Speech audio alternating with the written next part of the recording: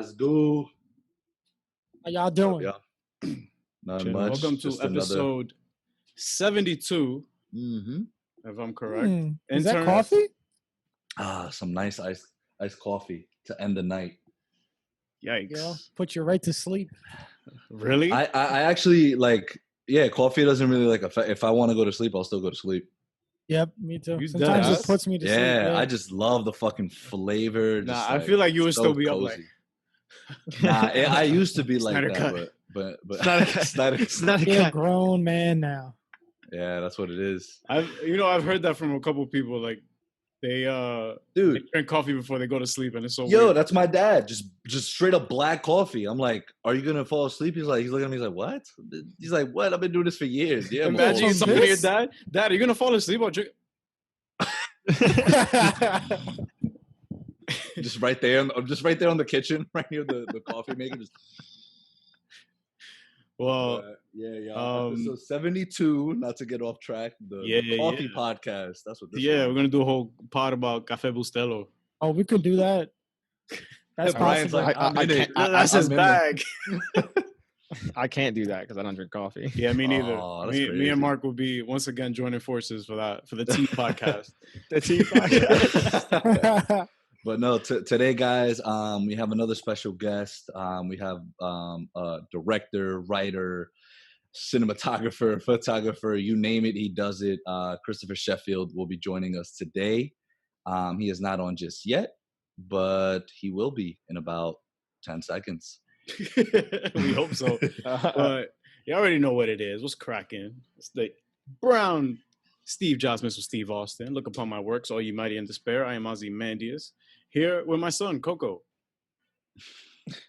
AKA Lockjaw. He's not a God. villain, but Oh, God. it's part of that wonderful series you've seen on ABC called The Yikes. Inhumans. Stop. Oh, Stop. This is But not where I anyway. wanted to go through with this. What a terrible way to start. I know, right? Bad vibes. Bad vibes. Guys. And, as usual, I'm here joined, reporting live from the Phantom Zone, the Costoso from the Lost Borough, founder of the Zach Ventures, Clown Prince, and all the way from Westchester, the only mutant out there in the M3 rocket ship. Wait, hold on, my bad. It's been a minute, guys. It has. But Oscar winner. Oh. Oscar winner, Disrespect. Best Extra in a Motion Picture, working 14,605 hours a week, Magneto. And all the way from Troy Hills, New Jersey, Hey, I fuck with that.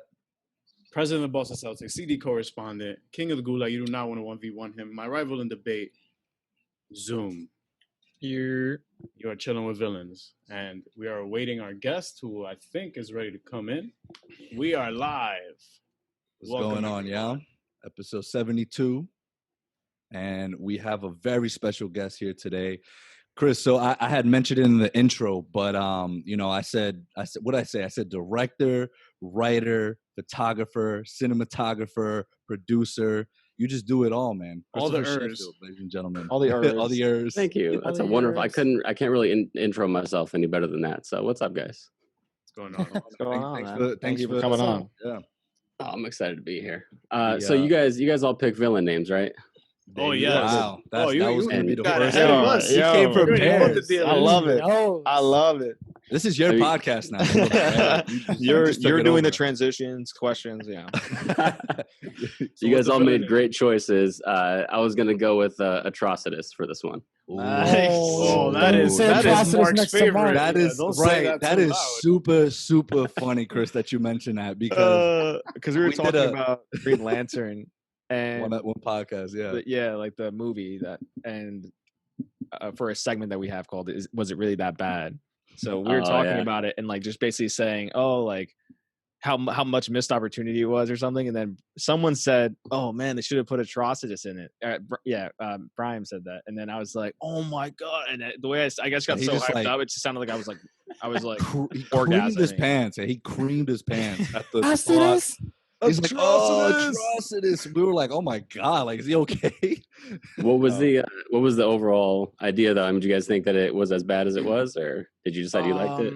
Oh, Green Lantern. Yeah. What did we say? I think I said it wasn't that bad. Yeah. I think that was our overall verdict. Overall, No. I mean, like majority.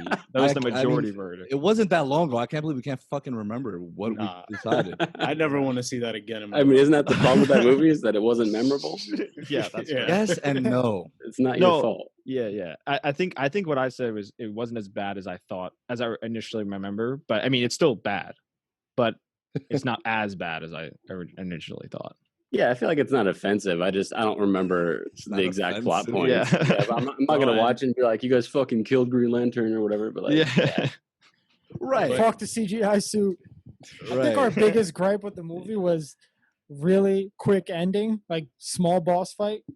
And it just wasn't satisfying. his origin was just too fast. Yeah, I mean, if you're gonna pick one of like the biggest villains in Green Lantern, like let's not beat him in 2 minutes, you know? Exactly. And all of a sudden he's like a master with the ring, like after 2 minutes. A 2-minute training montage. Like and he's a week. The master. A week, I think he had like 7 days, and he beat what like other lanterns who've been like lanterns for like years and centuries. That was not an effective montage. And the Lantern Corps just be like, oh fuck Earth, like that's fine. And all the times that Sinestro was just like, oh, I guess we lost, and he would dip. He was just I mean, hey, I don't know, Chris. I don't know when the last time you watched it was, but definitely give it another watch. Let us know how you felt about it. Oh, why would you do that to a guest, man? That's true. That's true. Well, no, we've done a couple of those for our segment, and like a couple of them were just like, so there's 2 that we still have on the list because we wrote it on our Instagram story, right? And we had people comment to tell us, give us different movies that we want to do. And so there's the last 2 remaining are Venom and Constantine. And okay. We're just really like, we keep prolonging it. That's why we keep asking people to come on our show. So more people show up, the less like we don't have to. It's been like 2 months. And maybe it'll fade. Yeah, we're really not trying to watch Constantine. Yeah, we're trying to avoid that at all costs. But it's going to happen at some point. You know what's crazy though, like to me, and especially, Chris, you're a filmmaker, dude. So we're over here like shitting on movies, and I'm just like, he's probably like, it's not easy to make, motherfuckers. Yeah, no, absolutely not. Exactly. He's like, oh, I didn't think it was that bad. Wow, these guys fucking suck. Signs off. I mean, I've had my movies shit on, so I know how it feels. Yeah, I mean, it is very, very difficult to make a movie, especially within like a studio system when you're making like a big name movie, because like generally speaking, on a big feature film, you're going to have upwards of like 100 different artists on set, all working in different departments, right? And they all have like 100 different good ideas, and you need just like one director, like one constant voice that says yes or no to all those ideas. And that's how you get something that has like a consistent, strong vision. So when you have like you get a director like Christopher Nolan or something that everybody unanimously respects because he just has been hitting, home runs at the top of every game, like nobody really questions him. They let him do what he wants. But if the studio decides that they're going to make a Green Lantern movie and they want to use it to sell toys, then this director has like 8 different executive producers looking over their shoulder, sitting at the monitor the whole time, just questioning every decision. And like, if the director wants to, like, if they want to do a scene a certain way, then, an EP might lean over and be like, hey, can we get another one of those? And just, let's lighten it up, just for options. We'll just have options.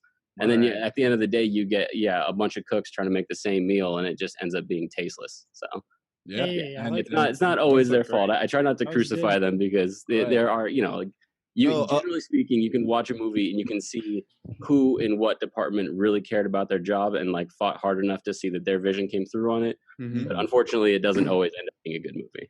Right. And we'll touch base on that because I know you're a big DC guy. We'll touch base on the Snyder Cut in a little bit, because that obviously has everything to do with studio interference and who was the director that wasn't allowed in the who wasn't allowed to like cut, like actually the editing room? David Ayer for Suicide Squad. Squad. That's what it was. That's just embarrassing. Like that's they didn't let him in. No. In the editing room, he tweeted. He's very active on Twitter, especially with the whole release the air cut now. So yeah, they didn't let him in the editing room. It's like They turned the poor guy's movie into a fucking music video and didn't let him in there. Exactly.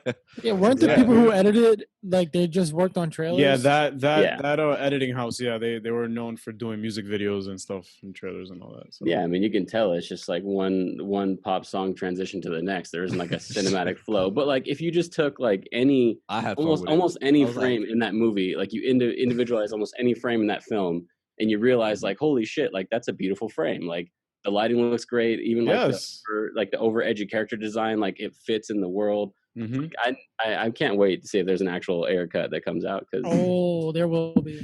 And they had, you can tell that like exactly what you said, Chris. Someone in that crew cared about their job because they won an Oscar for makeup. So yeah, well, I mean, if you remember, like when it was coming out initially, like there was all these like kick-ass stories about the cast, how they were bonding, how much fun they were having, and like I'll straight up tell you, like I've been on movies, I've worked on films that weren't fun. Like if the movie is going to be a piece of shit, everyone knows. It's not a secret. Like, you know, the cast and the crew, they're all aware that it's not going to be a good movie. You can tell when the director is making bad choices, or you can tell if the director is just phoning it in and they don't care. Like it's not, you don't come out of those movies with like, you know, wanting to tell the press like what an amazing experience you had. You know, you come out of those movies saying just kind of like the generic stuff. They're like, oh yeah, I mean, it was a fun experience and I can't wait for you guys to see it. You know, like you try to gloss over it. Right. Yeah. But they were like super specific about how much fun they had. So like it had to have been a good experience. It had to feel like they were making something cool. Absolutely. You would rather have a good experience, so bad reviews, good experience, rather than great reviews and horrible experience, right? I'm sure that that's everyone and their job, right? Because I mean, cool, we got all this, you know, the critics loved it, but if overall, but kind of what you just said as well, if it's overall just a bad environment, it's not going to turn out to be a good movie regardless, right? Generally speaking, yeah. I mean, there's some films that are touted as like the greatest films ever made. You know, stuff that Stanley Kubrick worked on, and that's, you know, it's widely publicized that, you know, he created a hostile atmosphere on set. Yes, so, especially in what's that? The Shining. Yeah, The Shining, where he made that actress basically have her hair fall out. Shelley Duvall just fucking wrecked her. Yeah. I mean, so it's not like it's not always the case. But yes, I would definitely say that because, you know, this is what I do for a living and I don't want to have a shitty time just for some accolade. I would definitely rather have like a super fun time on set and have my movie get trashed by critics afterwards than like have a horrible time and be told that it's a great movie, because that movie, like no matter how much you tell me it was amazing, it's never going to be a good memory for me, you know? Right. Yeah. And that's how Kevin Smith does it too. Oh man, trash talk fucking sucks. So when my second film, Split Lip, when I released that was like the sort of like the largest film that I had kind of directed to date, and it wasn't like a big film, but just we did the whole package. So it went to theaters for a week in LA, which just kind of gets it like a write up in LA Times, and then it goes on Amazon Prime, guys. Oh, thank make sure to check it out. Yeah. Wait. Go to Tubi. I get paid more for Tubi. It goes, shameless plug. There you go. But like the day, like literally the day that we released it on Amazon, the very next morning it had been pirated, and I guess which is like it's a cool feeling and it's bad. Like, it's like I'm not gonna make any of that money, but it is cool that like somebody in a country that I've never heard of is watching the movie. Like that's awesome. Yeah. Okay. I feel that. But what was bad was that, like, you know, people who pirate movies are generally not like interested in really like delving into a movie, you know, like probably watch about 5 minutes of it and then they trash it online and they leave. Mm-hmm. So in like literally the first week that the movie existed on Amazon, I guess they had linked my YouTube trailer to the pirated link. So people were watching the trailer from that. So just my YouTube exploded with just like the worst comments ever, just like trash, shit, horrible, garbage. And I was like, man, like, yes. And what's like when that happened, like the movie had just come out, so I was still like doing a lot of promotion for it. So I had to like actually stop and be like, fuck, did I make a movie that bad? But like but it's fine. At the end of the day, like you realize like the point of doing this obviously is, you know, to make a career out of it and to get an audience, but if you're writing and directing these movies for yourself, like they have to be for you as much as they are for somebody else. So unless, you know, like it's something like the Snyder Cut where somebody just ruins your movie in post and it's not the movie you made, like Split Lip is the movie I made. So if somebody doesn't like it, I have to own up to that and just say, okay, like I'll do better next time. Yeah, I So, mean, dude, it's a learning film experience. film is subjective. Film is so subjective because I'm sure you probably got a couple comments which praised the movie as well, right? Yeah, we got a lot of love for it. Yeah, I saw. Yeah, I you didn't. can't I make didn't watch it. everyone I saw the trailers for that. What I did watch though was one of the Batgirl series that you were working on. Oh yeah. I watched the episodes for that, and I thought those were pretty cool as well. Like the fight scenes, like to my surprise, I was like, wow, these are like actually like really good choreographed fight scenes. Oh yeah, So- we had a guy named Billy Smith who choreographed those, and he was actually, if you watch the first one, Friday Night in Gotham, he was the villain. He was the guy in the suit. He's a Gotcha. total badass, so he was amazing to have on set. Yeah, What happened with that though? though? Coordinators too. Man. So we did the first 2 episodes, and we were self-funding those, and because it's somebody else's property, you can't make any money back on it because it's a fan film. Got you. So we weren't able to kind of like refill the coffer very quickly to like get the next one in production. But when we finally did, like just before the shutdown, we had finished writing the scripts because the first one was a 1 film. The second one is 2. So it's Friday Night in Gotham is 1, Saturday Night in Gotham is 2. So Sunday Night in Gotham has to be 3. So we wrote we wrote 3 scripts for Sunday Night in Gotham, and we're getting ready to start pre-production, which is basically where you like figure out where all your locations are and you start casting all the actors you haven't already cast and pulling your crew together. So we got that process started, and then the COVID started kind of hitting, and people started like slowing down. So we're like, all right, we should probably slow down and just hold off. And then next thing we know, like the whole industry shut down. So it's good that we didn't try to start something. So have you been more in terms of this, you know, quarantine and COVID, have you been doing a lot more like writing or just a lot more, I guess, self-exploration? Because I know I have, like personally, like in terms of things that I see myself doing in 5 to 10 years because I have, you know, all this free time in a sense, you know, being home. I'm just like, okay, I could write more, you know. Do you kind of get that same sense? Yeah, definitely. Because literally before the shutdown, this was like the end of last year and the beginning of this year were like some of the busiest like months since I moved out here, which is really cool. It was like, I feel like I was jumping from project to project and just working on new shit like every week, and it was really exciting. But then it shut down, and so obviously for the first like part of the shutdown, I kind of didn't know what to do with myself. So I was like just like walking around my apartment a lot, just like fuck, like antsy for no reason. But then then once I realized that energy could definitely be motivated towards writing, I started doing it a lot more often, and then I started giving myself more like regimental demands on my writing. So I wouldn't just sit down and be like, what happens. I'd sit down and be like, you need 3 pages tonight, whether or not they're good, like you got to get 3 pages down. So, and it's cool because it sort of develops like a muscle. So now I can sit down and like pump out 5 pages and I'm not worried about it. You know, I can come back and re-edit them, but you know, it's easier to edit something that's written. You can't edit a blank page. So that's right. Absolutely. Yeah. So quarantine has been super helpful in that regard. I've definitely learned to write a lot quicker. Bars. Sure. I'll drop a bomb for that. Yeah, he's just gems back. Real easy. That's free, guys. Any that's free, right? I know. And I mean, Chris, you've also been doing, I mean, low key on your YouTube channel, just, you know, tips for directors and writers as well, right? So I think that's pretty cool. You know, people are like, I mean, I know myself, like, you know, I've been trying to write a screenplay and I'm just like, I don't know what the fuck to put in this shit. And then, you know, I watch like a 5-minute clip and you're just like dissecting how to do it. And I'm just like, that's fucking awesome. It's not easy at all. Like, I think it's not. You know, a lot of people are like, oh, like, you know, Hollywood film industry is probably so much fun. I'm like, this shit is probably a lot of fucking work, especially for a director. Like, a director is the quarterback. This is the point guard. Like, I can't imagine how much fucking pressure is on the back of a director. Like, everything falls on him, right? Or yeah, her. and it always falls on him or her. It's like, and all of like the obscure problems fall on the director. I mean, if you obviously if you have like really good producers, then they handle things sometimes, like they intercept shit that you don't even know happens, and they just handle it, and you're still on set with the camera and the crew, and you don't even notice that there was a problem. But they tell you after the film, they're like, "Oh yeah, dude, there was like a huge like problem." Yeah, they'll just pull you aside and they'll just give you a look, and you're like, "Oh fuck, you handled something for me, didn't you?" That's funny. Yeah, but like sometimes like, and it's not always egos, but sometimes like there are just problems with people that are more abstract and weird, just conversations that don't need to happen when everybody's trying to be in a creative space and stuff. And then there's, you know, as a director, you're also kind of like the cheerleader for the project. So if you're in the early stages, you are the one that everybody expects to be like the rock star in the room that can convince everybody that the project is worth the money that you're going to spend on it and so forth. So there is a lot of like abstract pressure on the director, but honestly, it's the best job in the world. I would never want to do anything else.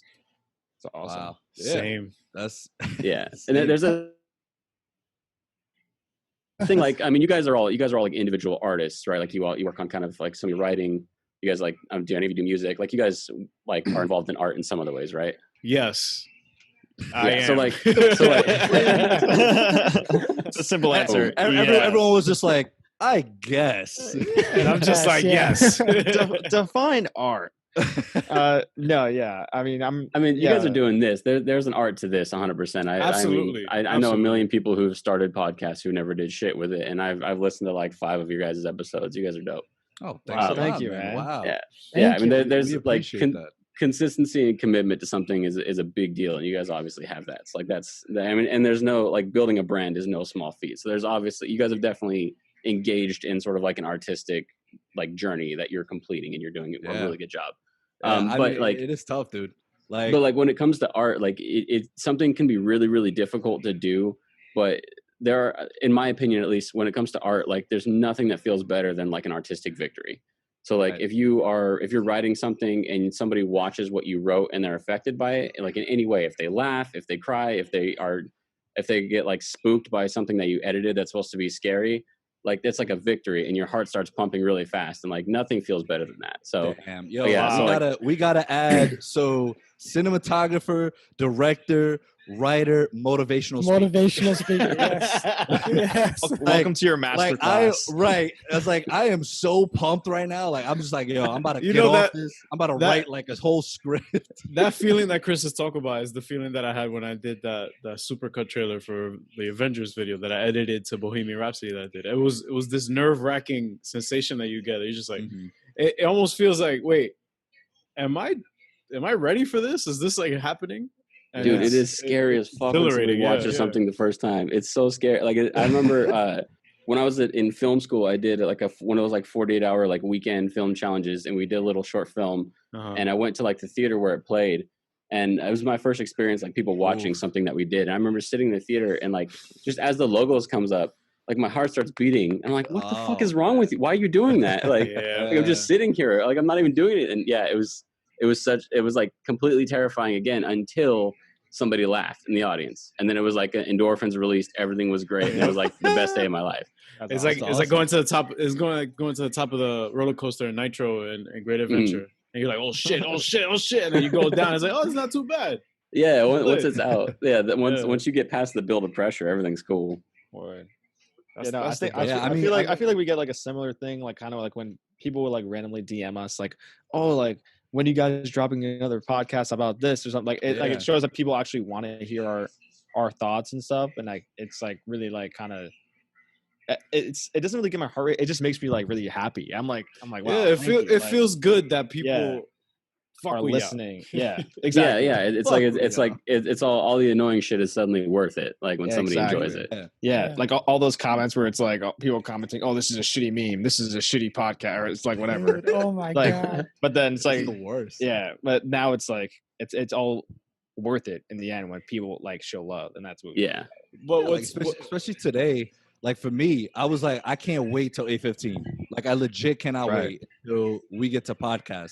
And like I feel like that sensation, and Chris, I'm pretty sure that's the same for you when you're, directing. It's like that sensation of I can't wait to do this beats out the feeling of is it worth it every single time, because there are days where I'm just like, damn, dude, like there's so many other people doing this, like. Why are we all of a sudden the ones that are gonna make it and be better than everybody else? But at the end of the day, you just have to just keep, like you said, consistency is key. Just keep going. Yeah, you're never gonna you will never become a master at something unless you can do it when you don't want to do it. Damn, like that's like the main thing. Like Jedi master. Yo, another bar. Drop another bomb for that. Drop another bomb. Jesus. So you guys, you reached out to me on Vero.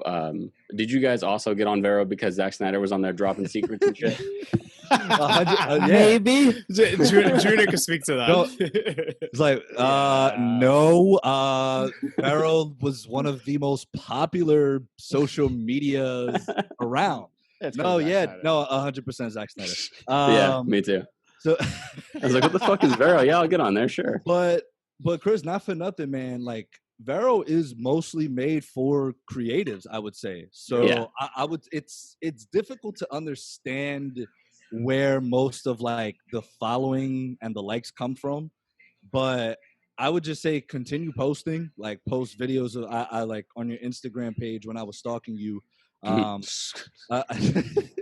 I was like, I saw, you had a whole page dedicated to like the behind the scenes of things. I think that's fucking mad cool. That's the best. That's the best kind of content. Right. I'm like, okay, we saw what it looks like when it's all polished, but how about, everything that's going on behind the cameras? I like to see those kinds of things. I appreciate a movie more or like a show more. But yeah, so definitely Zack Snyder, whenever he started posting like pictures for the Snyder Cut, and I was just sort of like, I was like, so we logged on there, but I think it's a very safe space for creatives because one, unlike Instagram, it doesn't fuck with the quality of the picture, which I absolutely despise. Yeah. I didn't even know it did that. Yeah, I know. It does. And It two, does. Instagram's algorithm is just doo-doo. It's not built garbage. for. Yeah, it's garbage. It's But made Vero for helped those. us out a lot, right, Junior? Like, we've reached a lot of people through it. Like even if we get like, let's say we do something to promote our podcast, right? It has, Brian. Hold on. Right. Someone's bumping music in the back, like some salsa's playing. Like I'm vibing That's not with me. it. Though. That's not I'm me. vibing Oh, with I it. don't though. know. I did hear the music. I think it's Ariel's. Like he's like, I don't Oh, it's know what me? that's all about. Nah, I don't know. I'm just saying. But no, It's what I pitch was black in his saying house. though is, let's say if I promote a podcast on Vero, right? Like, and we get like, let's say 15 likes, those 15 people most likely listen to it. With unlike Instagram, like we get like, let's say we get 1,000 views on like a podcast post, we don't have 1,000 listens on the podcast itself. So I know not all. Right. So it's like that to me, I'd rather the 15 likes on Vero or the 15 people that listen to it. I'm happy with that. Like that's dope to me. And Twitter too. Twitter's pretty okay in terms of promoting stuff and. But yeah, so Vero, I think it's very dope. Shout out to them. Shout out. It's all chronological. It's all chronological, yeah. Which is very important nowadays. I don't know why. Yeah, because that's the thing with Instagram too, Chris. Like we will post something and it only starts getting clout about 5 days later, and I'm like, I don't care about this post anymore. I posted it 5 days ago. This is in the past. For real. So, yeah. Like fire memes that are being wasted right now. It's a shame. It is a damn shame. It's a good meme. It's a good thought out meme. And then when you're like, like this is supposed to do numbers, and it didn't, and we're just like, okay. But that's the thing. Consistency. We just gotta keep going with the flow. Because in some days, Instagram's algorithm's just like, okay, y'all, we're gonna give you 100,000 likes on this video. So it's just like, oh, thanks. But why can't that be every single one? Yeah, it does posts randomly blow up sometimes. I'm like, this isn't even that cool. What is going on? Right. But I mean, yeah. So Zach got on it, and that's how we sort of we got on it because I kept refreshing. I wanted to see what's next for like the Snyder Cut.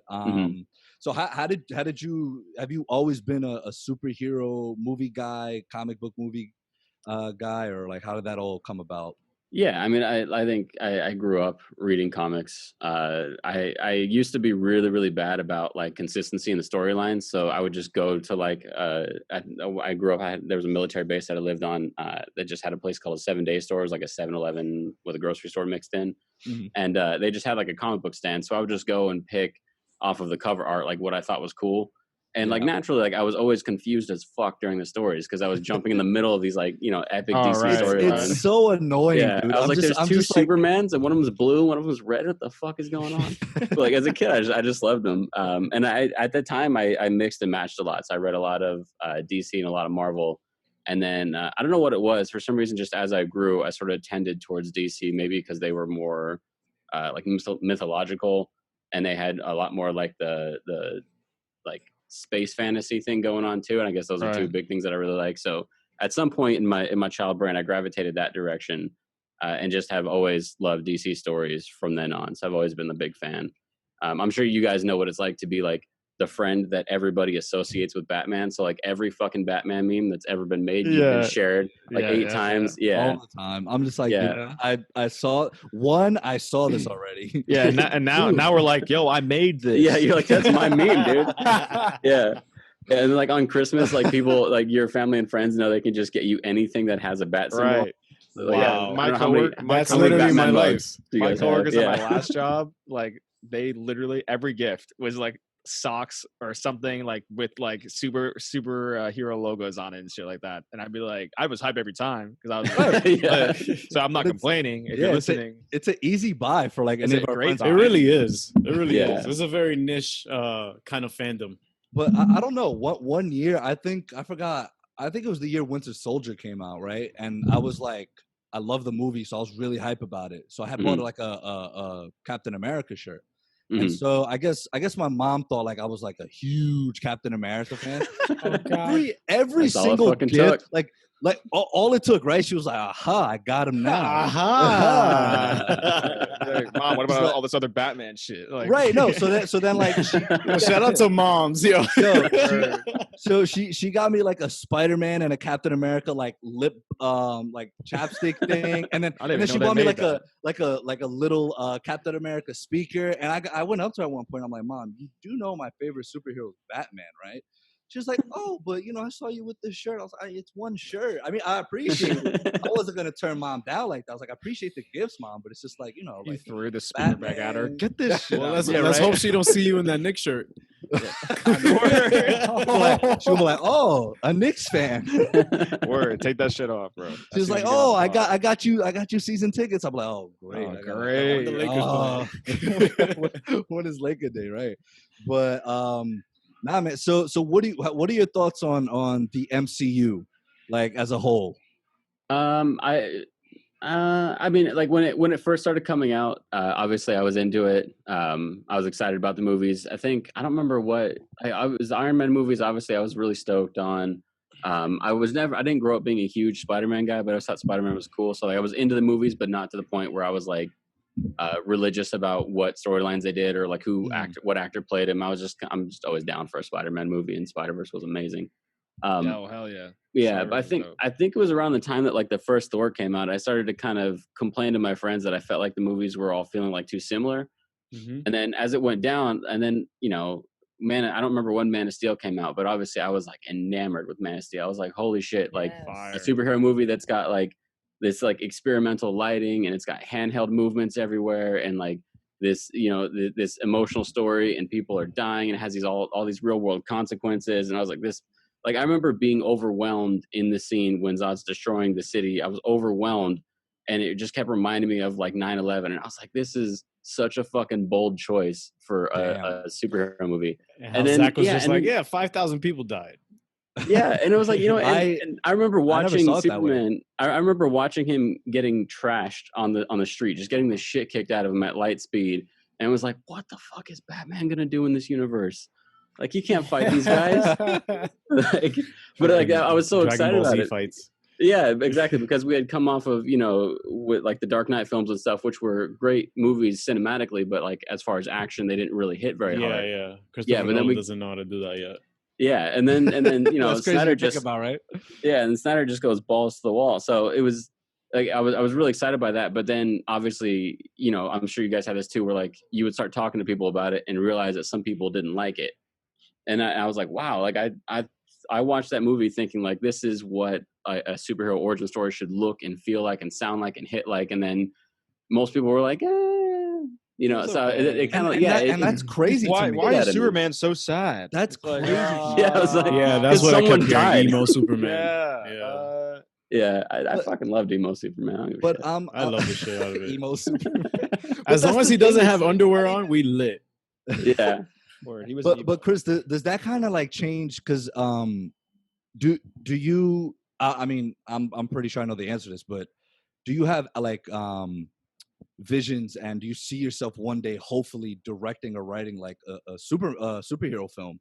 Yeah. And like, do you kind of watching Man of Steel, right? And you're saying like, this is the kind of superhero movie I like kind of the superhero movie I inspired to maybe one day make. And then you go to like your friends or you go to other people, like you just said, and they're like, that shit was kind of whack. You're just like, oh, okay, so fuck any plan that I had to to do my No, shit. Don't let that discourage you, bro. Yeah, Right. fuck that. Because like here's the thing, like here's a group of guys right now that I'm talking to, you guys that are all like still stoked on the movie, like this far away from the date it was released. And then 7 like years. and like let's say it didn't make a lot of money, right? Let's say that movie failed at the box office, which it didn't, but let's say it failed at the box office, but I loved it. And then I turn around and I see the kind of numbers that Fast and the Furious does. And I just realized like that kind of like global like R.I.P. love. Fast and Furious. Yeah, I mean it doesn't just shitted on it. It just doesn't, I mean, it doesn't matter. At the end of the day, like that's the movie, the kind of movie that he made, that's how I would visualize a superhero story. It would feel like that, you know, and I think that is just a much more powerful and lasting product, that if somebody looked back after decades, they look back, they'd be like, oh, this thing was ahead of its time. Whereas, you know, People are saying that now. People are saying that now. Like they're like, I remember I never liked, dude, I despised Superman. I tell this story all the time, but it's just because it's so true. I'm just like, this dude is so corny. Like wears tights in front of his suit, like boo, you look underwear. dumb. Got the underwear on outside. Just the most unrelatable character ever. I'm like, this dude, it just doesn't die. He's a literal god. Why do I care about him? And then exactly what you said, like earlier, Zach made me feel, and then Brian's actually the one that's like, yo, watch this shit. You will not regret it. I was like, bet. So we went to his house. We watched it. I looked at him after. I was like, that was a masterpiece. That movie was like, it hit me in such a way, like it made Superman fucking relatable. Yeah, I'm like, I feel for this dude, like I really do. And then in BVS, I felt for him even more. I was like, he's just trying to do the fucking right thing. No one's letting him. And right, I'm sure you like BVS, right? Yeah. I enjoyed it in theaters, and then I liked it. When I found out there was going to be an ultimate cut, I was so fucking excited. I actually saw on Facebook the other day, like, you know, you can look back and see your past posts on Facebook. Like I saw the post where I was like, I ordered it. Nobody say shit to me about what's in the ultimate cut. Like it's coming to my house. And then when I got it, like I took a picture of it, like out of the package. Like I was so excited. Cause I love that format for these stories. Cause I like one of the things, like as I go through and I read comics, cause I still read them today, I love when there is like super heavy relatable content inside of, a colorful superhero story, because the superheroes are just metaphors for like greater world problems. And obviously these writers are grown adults who are living in this world. So that stuff gets related all the time down into the stories. So I've always felt, and which is, you know, everybody acted like it was a surprise when Christopher Nolan made a really hard hitting Batman film. Like superhero stories they're powerful. They have the potential to be powerful emotional stories. So the way that Zach took them very, very seriously, I really respect it. So like, even because like the thing is, like, you know, when you read comic books, you realize that like every time a different writer or a different artist takes over a project, like it changes completely, right? Like the characters look different, they sound different. Scott Snyder did his thing in New 52 Batman, and suddenly it had a totally different vibe. Different interpretations. Why do we want to see the same Batman every time? That's why I never had a problem with him being a killer Batman. I'm like, dude, Keaton was fucking people up. And like Bale looked Ra's al Ghul dead in his eyes and was like, yeah, fam, like I'm out. I don't know about you, but I'm out of here. This is my stop. Like, I don't. he's like, oh, like I don't have to save you either. I'm like, yeah, that's a murder. You just murdered him. Like I don't. That's why. I mean, you could tell me otherwise, but I'm sure you probably didn't have a problem with Batfleck, right? No, man, Batfleck was fucking hated Batfleck. Fam, unload these clips, fam. I don't mind it. I remember I was working on some. Oh, sorry. Go ahead. I was gonna say I was working on a zombie film. I remember it was like super late. It was like fucking had to be somewhere past midnight, and we were in like Santa Monica, like in this small building shooting this zombie scene. So I was lighting like a bathroom, because like on set, like you step in and you light the scene while everybody else is like in makeup or whatever, and then they come in and they step in and you shoot it. So I was lighting the scene in the bathroom, so I was alone, and I hear somebody on the other side of the set, like just kind of like, I guess they got the news, they announced like, yo, Ben Affleck is going to be Batman. And I came around to the set and I was like, fuck yeah. And no one else was happy. I was like, oh shit.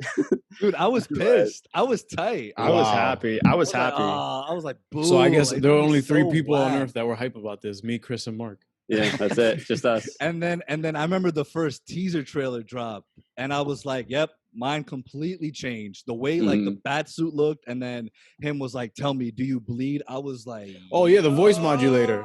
Yeah. That's Oh, there- yeah. I was Game changer. like, "Yo, that changed the game, especially we didn't have to hear, where's Rachel? Yeah, Rachel." And yeah. then when they showed the warehouse scene on the other trailer, boy, Yeah. oh my. Yeah, that was God. actually when we did the first Batgirl, the Friday Night in Gotham. I told Billy, the stunt coordinator, I was like, that the way that he moves through a crowd of enemies and just dispatches them, like, you know, like the hits are not just arbitrary. He's not just throwing a punch. Like this punch is Everything meant to- matters. yeah, this punch is meant to put this guy to sleep so I can deal with this guy.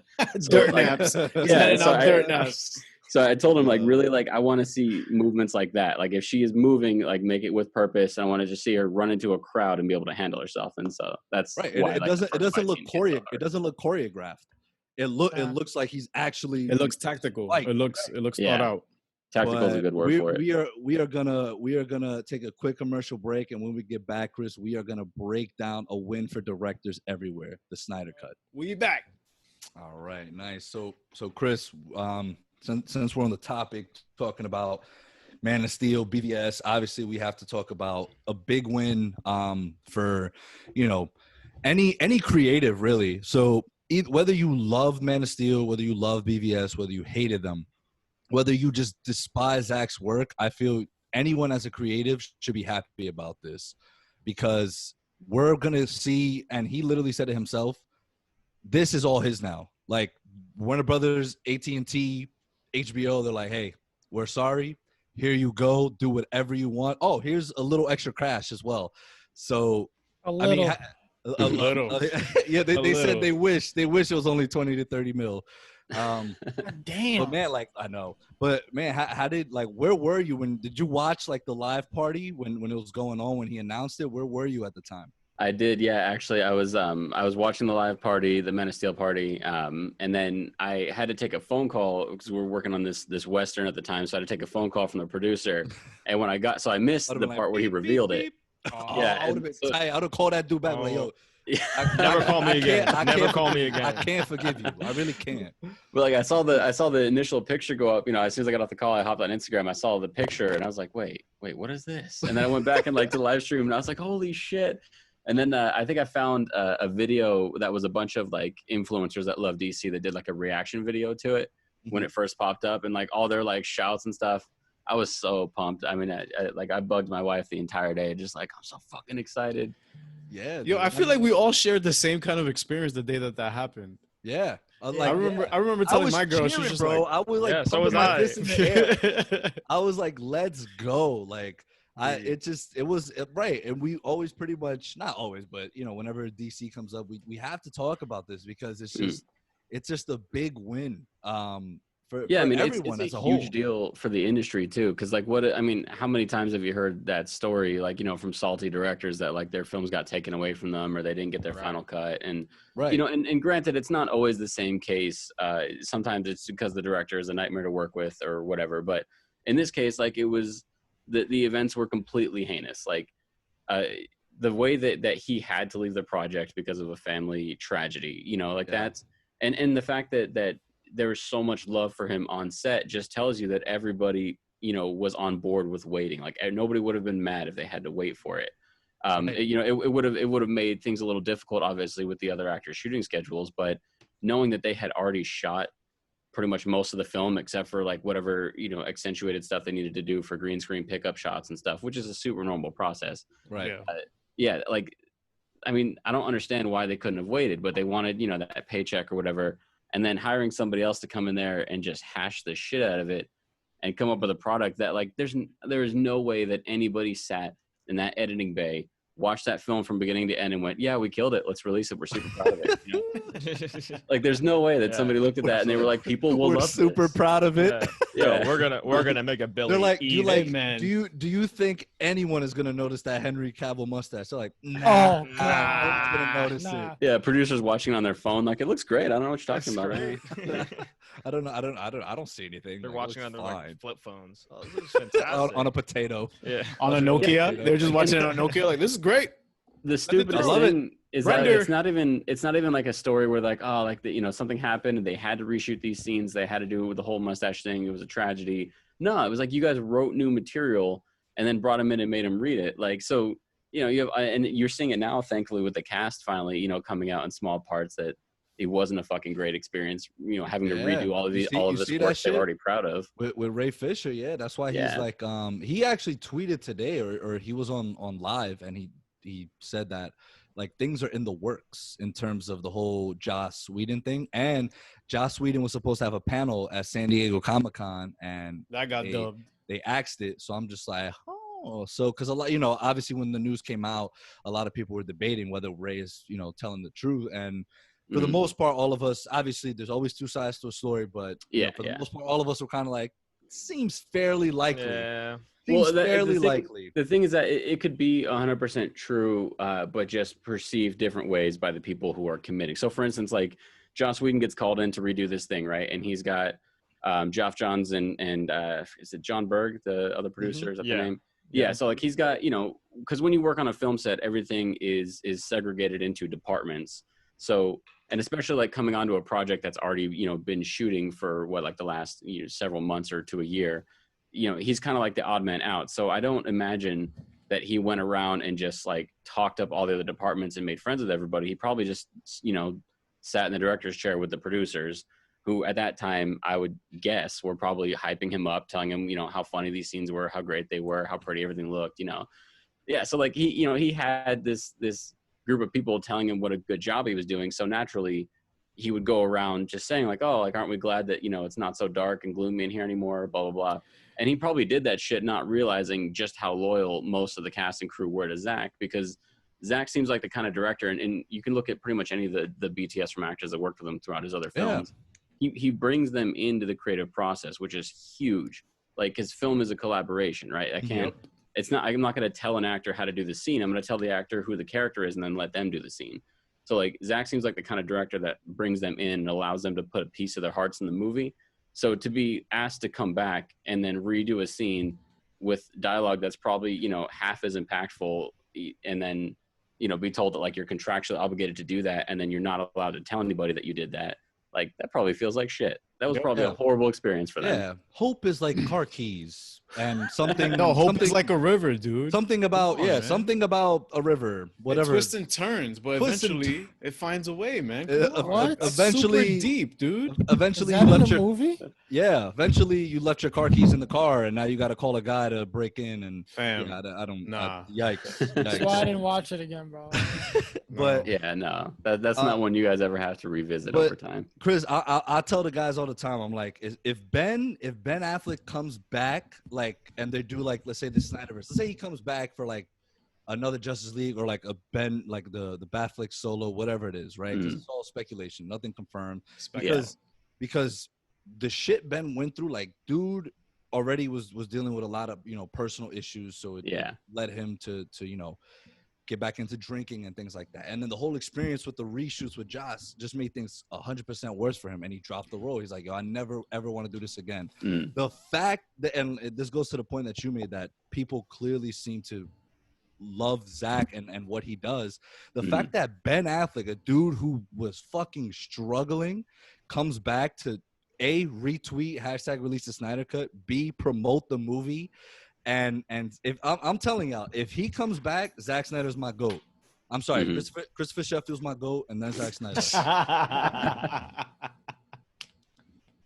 but Chris, if we ever get wait till you get Zach on here. I'm not gonna remember me. But nah, dude, it's just no, it's never that. Chris is on the Mount Rushmore.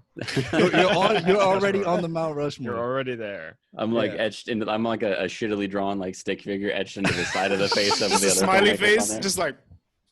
Right. Like Chris was here. Everything else is like chiseled and carved, right? It's not even a sticker, it's just Chris is here. Nah, it's graffiti. Not even his last name. It's just like It just says Chris. Yeah, just Chris. Yeah, I mean, I think it would nothing be. I think it would be happened. amazing because it's not like he doesn't already have his hands in the other projects that exist, right? Like him and his wife are still producers Yeah. on the greater universe. The Wonder Woman 1984, they're still producing. Mhm. He just mentioned that he's still producing there. Word. So, yeah. He's still his production company is still producing it because he's been super involved, obviously, with Gal's Wonder Woman like from the beginning. Well, because all those movies look like his movies in a sense. Mhm. When you look at certain shots in Aquaman, to me, I was thinking, don't get me wrong, James Wan is great. He does an amazing job at what he does, but there are certain shots in Aquaman that I said this when we were reviewing it months ago or years ago, whatever. Months ago.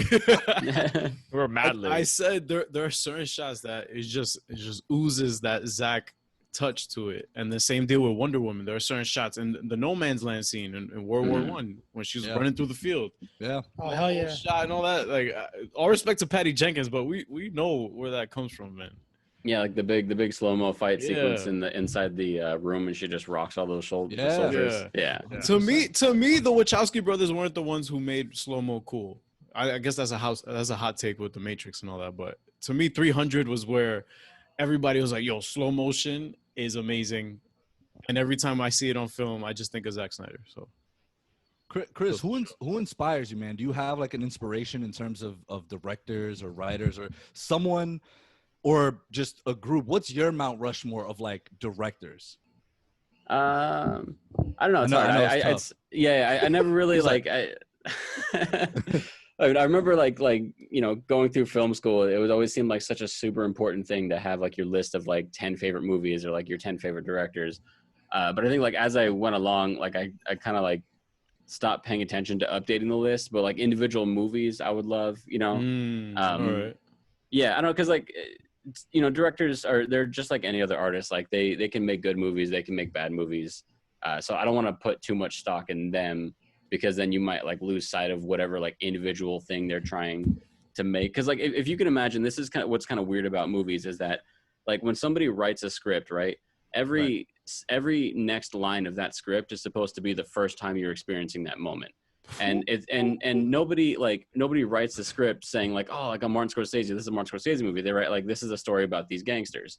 So you should like to really enjoy a film for the way that it was supposed to be enjoyed. You should enjoy it completely in a vacuum, right? So like no marketing, no trailer, nothing. You should just watch it like bare bones from the beginning to end without knowing what's going to happen. Wow. But we never really get to do that, obviously, because in our world, we need to know a movie's coming out. We need to be told that it's going to be dope and shown the marketing before we go spend our hard money on it. You just made Ariel cream his pants.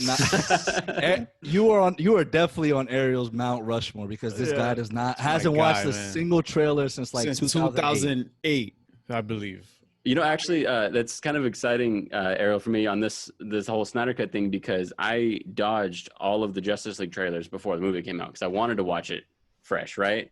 But then, like, obviously, when I got done watching it, I was like, that's not like I wasn't super. Yeah, exactly. I was like, there's no way that was in the trailers. And then I started seeing, obviously, once information started coming out that like, wait, this scene was in the trailer and it wasn't there. Oh, look at Aquaman's tattoos are different from this frame. And I went straight down the rabbit hole of like all the reshoots and stuff. But it's cool because that means that I still don't know what's going to show up in the Snyder Cut because I didn't even watch the original trailers. Exactly. So are you gonna do it again? Are you not gonna watch any Snyder Cut trailer, like any trailers at all? I think I have the discipline to avoid the trailer. I will probably watch whatever. If he's dropping a clip Saturday, I'll probably watch that. Yeah, because I've been jonesing for it for so long. Did you watch? Oh, he's like, oh, you watch got the any more teaser? clips? You got any more clips? The one with Wonder Woman looking at the images on the wall. Yeah. That was it's kind of crazy, right? You watch that. You watch that on loop and you're like, wow, I could watch this for 2 hours and it'd be so much better than what I saw in theaters. I sent it to my buddy. He's a VFX artist and he's not like nearly as crazy a DC fan as I am, but he's been kind of following it through me. And I sent him that clip and he watched it and he got back to me. He's like, dude, that one clip had more like gravitas than most of the movie. Yeah, it had a That lot is more heart. It had so insane. much more heart than the whole entire movie. It's intriguing because we have no idea what the fuck is going on. That's the part that Damn. pulls you in. I can't wait to log off this so I can watch it like 5 times in a row. I can't wait to not Exactly see what I'm gonna anything. do. I know. Fall asleep to it. Fall asleep to it. You know what? Like, the more y'all talk about it, the more I'm like, should I avoid trailers? Should I be one of them? Should I join the dark side? But no. Nah, This isn't you even can't the just leave dark it to me side. and Mark. It's You have the to report on enlightened it, side. though. It's the Like enlightened you side. have a podcast that's about pop culture and movies and stuff. Like you have to Yeah. report on it. So Exactly. You can't be That's out why I of the let loop. them cook. I let them Yeah. talk. That's exactly what we're gonna. So what we're gonna do whenever? Oh well, we're probably gonna have to do one on like Sunday after they drop Justice something Con? on Saturday. Yeah. Yeah. So we're gonna record it and we're just gonna send it over to Ariel. We'll be like mute it and just edit. Just We'll send you how the it's gonna work timestamps. We'll send you the Yeah. timestamps, buddy. we'll be like Just, Ariel. just This look was, at the wavelength and you'll know when Exactly. when you're talking. I see that looks like a Snyder kind of. Wait, hold on.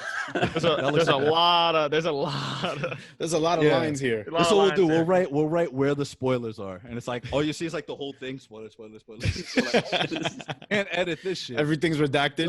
So no, like the thing is, Chris, with us, like Ariel is our main. He's our producer, pretty much. You know, he does the edits and everything. So it's funny. That's why I think him and the rest of us don't see eye to eye for, I would say, majority of the time in terms of things.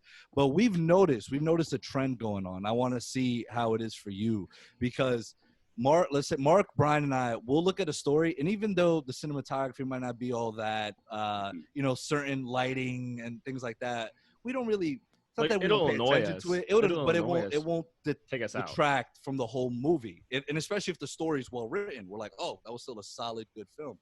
Mhm. But for Ariel, I think it's the other way around. It could have less of a good storytelling, and let's say the cinematography is beautiful, like the lighting here is gorgeous. He'll be like, I'm like, I like No, that. all right. All right, yeah, that's what Hold on. it is. To All right, defend I'll my let you- point, yeah, I'll let him Chris, defend we're gonna himself. get into our bag right now. Chris, keep it real. I like Has it. there Okay. ever been a film that you sat in the theater for and you're just watching it and you go, all right, why is the lighting like this? Because again, this is your shit. You know what you're doing. Yeah. You critique it off rip, and not that it takes you out of the movie, but it's something that sticks out like a sore thumb to you in certain scenes. Sometimes example- it does, yeah. Yeah, for example, Joss Whedon is known for doing TV shows and stuff, right? So Firefly and Buffy and all that. When I saw the first Avengers, don't get me wrong, great experience, but it looked like a TV set the entire time because of the lighting. Yeah, it's all that fill light. Exactly, all that filler light, and it just feels weird. It feels, everything feels staged. It didn't really have that impact that I felt when he switched up cinematographers for Age of Ultron, and it looks like a completely different movie. Yeah. So Yeah, I would agree with that. Yeah, I mean, I think here's a good test for that for you. Have you seen a movie called Vast of Night? Vast of Night. I'll check it out. Okay, you should watch it, and you guys should gauge his reaction to it. It's on Amazon Prime. I was gonna record him the whole time, like. Yeah, it's a very indie film. It does a lot of stuff right, but I think you can tell it's an indie film. But whether or not like that stuff is really bothering you, you'll notice in that, because the first time I watched it, I got to watch it twice with two different groups, and one of the groups had a lot of industry people in it, and the other one didn't. Mm-hmm. And neither one of them were bothered by things that I would typically like count as like check marks against the movie, because they felt that the dialogue and the story, however minimal it was so strong. Like it did what it did so well that they weren't taken out of it by like the indie elements of it. From the screenshots I'm looking at, You look into it? Yeah. So he's like, looks really good. It's a cool movie, man. It's a tiny film. You can tell like they shoestring budget that movie, but I think it came out really good. yeah, because we just finished our review last week on The Old Guard, and Mark and I, like, we really enjoyed it, and most of that was due to the storytelling. Mhm. And Ariel enjoyed it to an extent, but there was certain scenes in terms of like, you know, the behind the use scenes of music, aspect of it. like the use of Like that he use didn't of enjoy. music. There was no style to the film in a sense and all that. So I will agree I with you hate on that the I missed that. Yeah. My wife as well. She was like, "What the fuck is with all the pop music? Like, why do we keep getting another pop song every scene?" Yeah. Damn. All right. Well, I need That's to it, stop. I need to stop talking to y'all because now I'm gonna be like super critical of all that. I'm like, oh, No, my you God. don't have to be. Why, You don't have why to. is No, Miley Cyrus playing right now? What is this garbage? Why is Party in the USA playing while they're shooting people?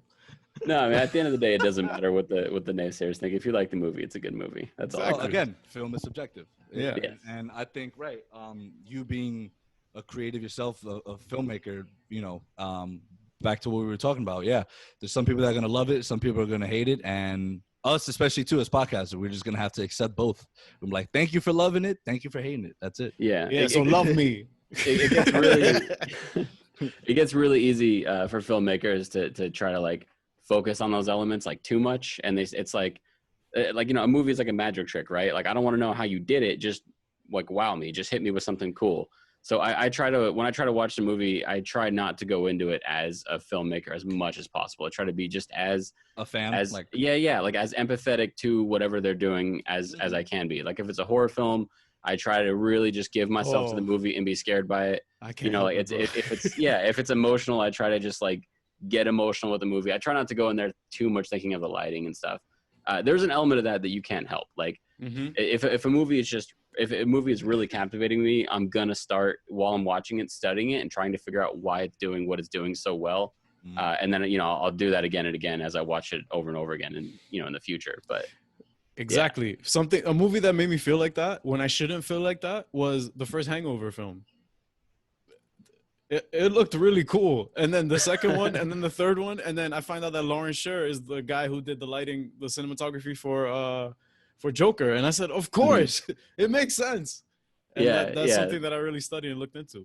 No, the first one definitely, like, it looked way more cinematic than it had any right to, given that story. It's a comedy movie. Why does it look like? I recently watched it like 2 months ago. I was like, wow, this is like a really good looking movie. Like it looks beautiful. And it's a comedy. And typically comedies, you wouldn't really like think about the cinematography as much. Yeah, they usually do what's called high key lighting, which is just like that TV, like everything's bright. Stage and lighting, yep. Let me take down some notes. Start dimming his lights. Next time we have Monty, we have to bring our notepads and shit so we can start taking notes. Oh, you mean this? I know, right? Look, I'm ready to go. Listen, man, it's really dope, especially watching. It's really dope watching a film. Chris, is there any time where you find yourself watching something and you go, holy shit, that was really cool, let me write something down so this can aid me in creativity later on, sort of like a footnote, like, okay, remember this shot, see what you can do with that and recreate it? Is that something you look into? Yeah, that's huge, and it's huge within us in the industry too. When we're sort of conceptualizing like what a project is going to be, there is a portion of like pre-production where, like, say, like if I am not going to shoot my own movie and somebody else is going to shoot it, I have to tell them kind of how I want it to look and feel. And again, I don't want to like do their job for them, but I want them to know how the scene should feel in general, and then I'll let them choose like what lights to use and where to put them and stuff. But you do create like vision boards based off of other films. I just got one recently for this horror film that we're shooting this weekend, and it had a bunch of stills from the movie Green Room. I don't know if you guys have seen that movie. Oh my God. Yeah. Fantastic film. I don't want to watch it again, but it was great. Yeah. But like that movie looked really good, and it had this like certain kind of green tint, and it had this really indie vibe. So there's a bunch. It had a very grimy feel to it. I like that. Yep. Yeah, so we do that all the time. For films, we'll like show frames of what we want it to look and feel like. So like it's inevitable as I'm watching a movie, I definitely start collecting those in my head. And what's always really cool too is like cool experiences, like to have a movie that you liked when you were a kid or just when you were younger, and then go back and watch it again as an adult and realize that it was actually like really cool. Or like, because as a kid, obviously it's way easier. Why you liked it stuff so much, yeah. Yeah. Then you go back and you realize, or the other way around, right? The other way around is like the worst. It's like it's I loved Batman and Robin when I was a kid, and then I watched it. I was like, oh, that's a great convo. Chris, can you give us an example of something that you thought of when you were younger? You go, oh, this was great, and then you look back on it, and you're, whoa, what the fuck? I think, and like your viewers might crucify me for this, but honestly, I think all of the old Batman films that were live action are pretty bad.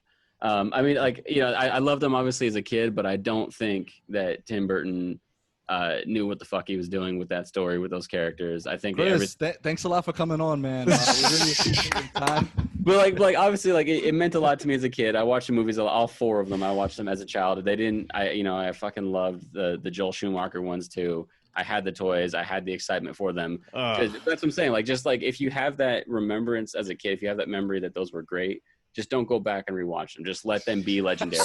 So you believe that nostalgia can cloud our judgment, but in a sense, we also have to let nostalgia just be nostalgia and not return to it.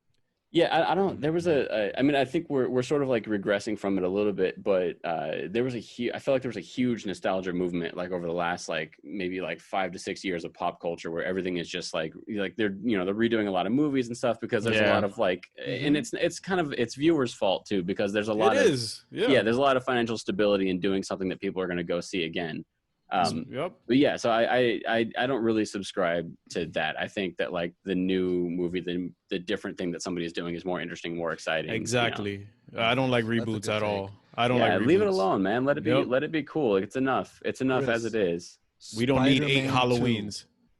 Spider-Man 2. You watched it probably as a kid, right? Or and how about now? Have you seen it recently? What's your thoughts? Is it nostalgia or was it that good of a movie? I'm actually worried to watch it again because people have hyped it up so hard. Like they're saying that it was like I've seen memes going around that it was like the best superhero film, and yeah, people are crazy. I mean, obviously, no. I mean, that's the thing is I haven't revisited it since I saw it as a kid. Obviously, I loved it then. I thought Doc Ock was fucking great, and I loved the relationship he had to Doc Ock, with Anthony, what's the actor's name? Anthony Modena? Yes. Anthony Molina, yep. Yeah. I think he's a fantastic actor, and I think he brought a lot of sort of like levels to that character where you actually like as a kid watching it, you wanted him to think you were cool. You're like, oh, I want this guy's approval too, the way that Peter did in the film. But again, I haven't revisited Alfred Molina, sorry. Alfred Molina, yeah. There we go. Yeah. So I mean, I remember it being a great movie. I haven't revisited it in a long time. Damn. I will not. I'm not like an asshole though. Like I go easy on movies a lot. I see where that perspective comes from. You're better than me, Chris. Tobey's Spider-Man. I think a lot of people love Tobey's Spider-Man because of nostalgia. Yeah. I think if those movies came out now, people would shit on them. Yeah, I mean, also when people would destroy them if they came out now. The tastes have changed so much. But also, like when we saw those, we were kids, and so like him being a grown dude, he just looked like a college kid to us, and so exactly. Yeah, but if we watch it now, we're like grown ass man, he's a grown ass man out here, like word. Like pretending you in high school? Hell no. Like, did you pay taxes? We can tell. Yeah. Exactly. Like Kristen Dunst is paying rent somewhere, dude. Word. Like, stop it. Who are you trying to fool? Yeah, I mean, and that was like, back in the early days of comic book movies, it was like the Wild West. Like they were just doing whatever they wanted. You got Sam Raimi just doing wild shit with the camera that nowadays people would not get on board with. Exactly. If they didn't grow up with it. And Sam Raimi comes from a background of real campy, cheesy horror stuff like Evil Dead, and I understood it. Yeah, that's why he's about to kill Doctor Strange too. I was about to say, didn't he just get a Marvel contract? It was Doctor Strange, right? For Doctor Strange, yep. That's gonna be interesting. Yeah, he's gonna do some weird shit with it. Yep, some weird shit. Like what Star-Lord said to this dude. I'm gonna do some weird shit. But like speaking of weird shit, Chris, you watch Doom Patrol? I fucking love Doom Patrol.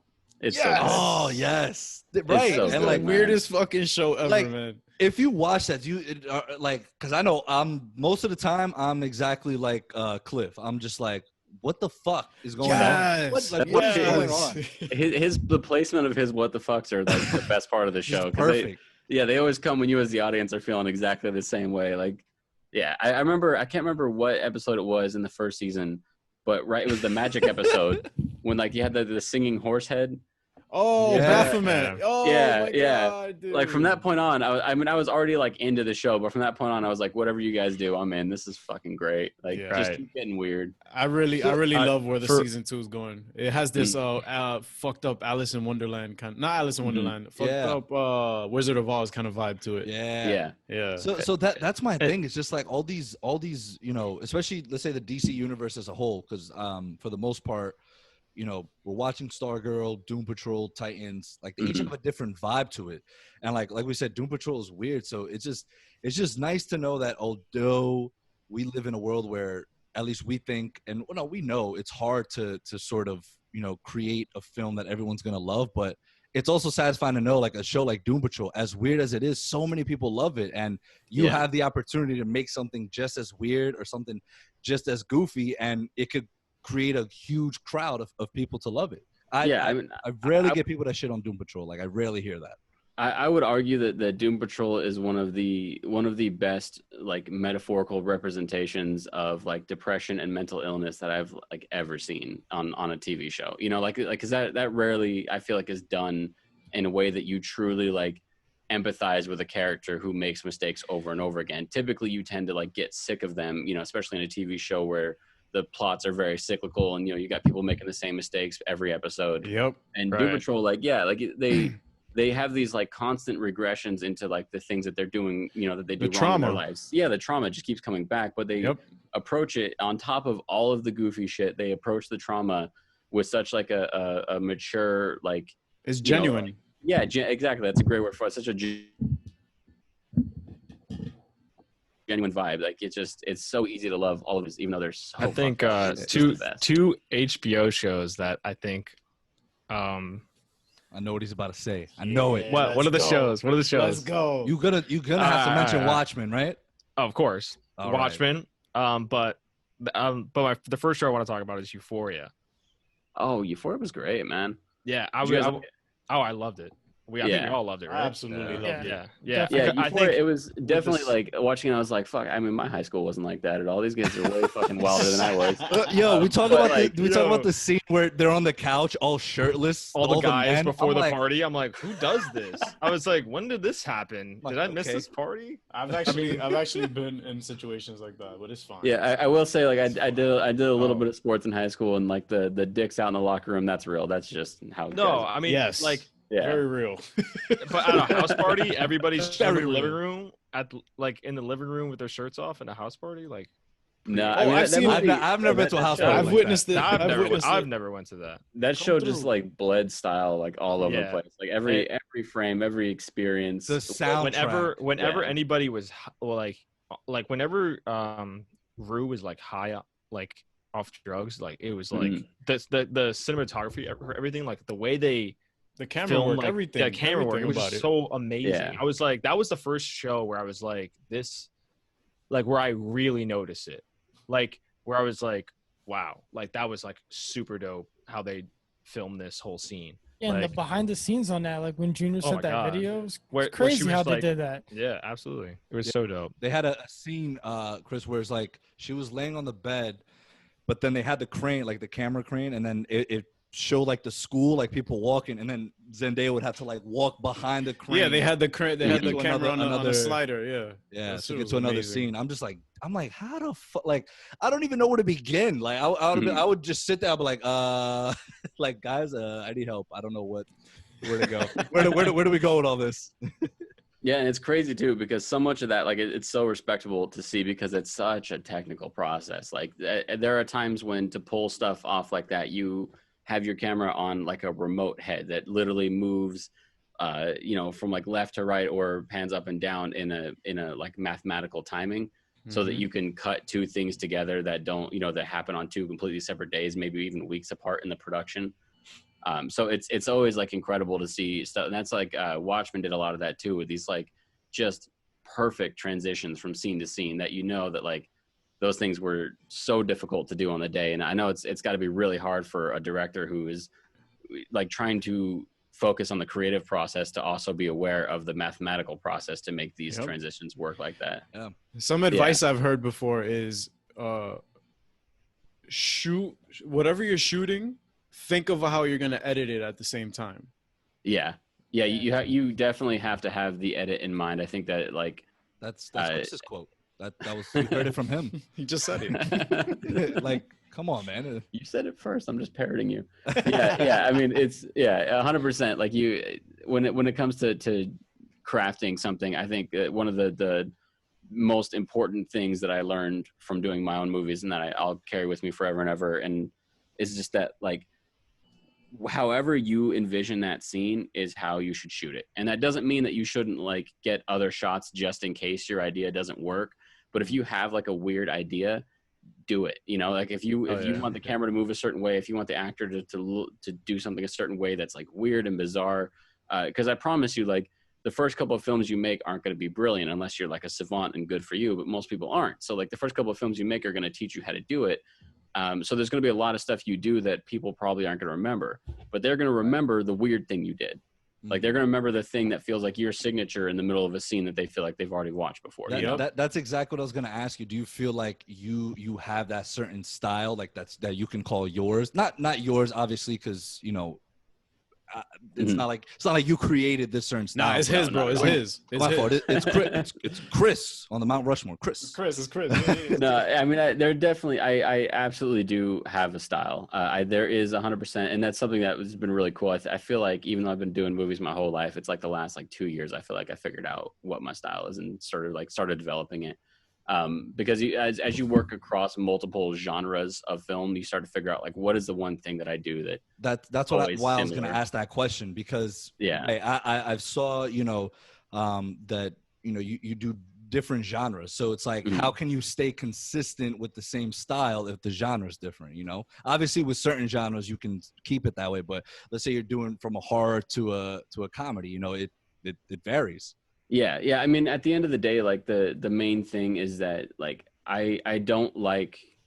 I think if I had one major pet peeve about like recent films and stuff, and this isn't counting the ones that I think have done it really well, but there's almost a little too much like self-awareness inside like movies and stuff. Now there's a little too much wink and a nod for me, and I like to really like respect the source material.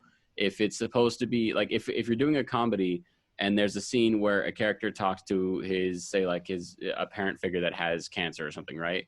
Just because it's a comedy doesn't mean that scene has to be funny, like you can, so like that's like I find myself, I feel like I go for the human element in whatever story I'm doing.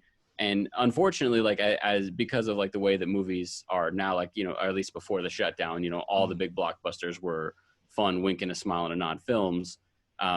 To do that now, people would label it kind of dark. They would say that like approaching like the human element of a scene is what makes it like a dark scene. And but I think it just makes it like a real scene. It just, you find the reality of the scene, and then you don't try to like gloss over it, and put like glitter on top of something that should be very human. Yeah. So Chris, do you think we're going to the movies this year, or like what's going on? I had previously told my wife, I was like, if two movies, if Tenet or Wonder Woman goes to theaters this year, I'm gonna go there with like a mask and a face shield on like both sides of my head. And and we're buying 4 seats because we're only sitting in 2 of them. We're keeping people away from us. Like, like because I mean, obviously, like we all love. Okay, money man. Dinero. That's an investment. Yeah, I miss the theater so much, man. What was the last movie you saw in theaters? I'm trying to remember. I think it was was it called Onward, the Pixar one? You caught that in theaters? That's lit. Yeah. Right. It was great. I love it. I love brother angles and stories. Made me cry. So that's all I'm here for. And it's Pixar, so you already know what they're gonna do with that. Yeah, they're good at what they do, man. Yeah. Mine was Birds of Prey. I miss theaters, man. Yeah, I think Birds of Prey was. Birds of Prey was the last film I saw in theaters. Birds of Prey was fun, man. That was a cool movie. It was a great time. The first time around, I was being a bit too critical of it, and the second time around, I was like, whatever. Yeah, I mean, like, it's hard as shit. It's really hard to make a movie, like a comic book movie, for a general audience. There's 2 ways to go about it. You either you make it so simple that it's like a Marvel film, right? Like where you sort of like repeat kind of the same themes across multiple films. Yeah, you make it formulaic, or you explain too much. And so like Harley Quinn did a thing, where like there was too much exposition. Like we didn't need her to tell us what was happening. If we had just been thrown into the mix, it would have been fine. That was a gripe I had with it, and I got cooked for it. But it's all good. But I mean, I never hate having a lot of Margot Robbie in the film. Like I'll get listen to her talk all day. She's great. Man, what was the beef with legs in that movie? I feel like more legs were broken in that film than like any movie. They didn't want us to walk out the theater. It was just like constantly like legs were just being snapped. I was like, they're like, yo, if we break enough legs, they'll stay throughout the whole film. They won't feel guilty about walking. They'll feel grateful that they have legs. So like they'll equate that to how they feel about the movie. They were like, wow, that was really good. We're like, No, wow. but Wait, I feel you on that, Chris. In terms of like Tenet coming out, I might go Chernobyl casual for that. That's the only way to do it, man. Yeah, it sucks. Chernobyl. Actually, the Western that we did is it's supposed to have like a really sweet theater deal in Arizona, which is where we shot it because it's got a lot of local love there. Nice. And but that's the thing is like we don't know anything about when theaters are going to open, and then even the theaters, the guys who own the theaters don't know either. So it's this like constant, like there's a lot of I don't know happening right now, especially my industry. I'm sure it's across the board, but it's really weird because like even as of today, I was supposed to be working on a friend's film, but like leading up to the day before it started, California announced COVID levels were a lot higher, and then suddenly the actress was like, "I'm not comfortable," and the whole thing just disappears. And it's been like that, like a lot of projects are just kind of going away because nobody even knows how they're going to sell them when they're done with them, until things get back to normal. So, but that's hope Earth opens again. So, so Chris, like what, kind of, where do you see yourself in 5 to 10 years? Like, what's your, do you have a plan, or it's kind of like you're just going with the flow kind of thing? I've been courting the studio system a little bit more. We did a friend of mine she's actually writing for Netflix now. She's like one of their staff writers, and she's badass. She was actually working with Cartoon Network before that. What show? You can't drop the name and out. I believe she wrote on Ben 10 for a while, and then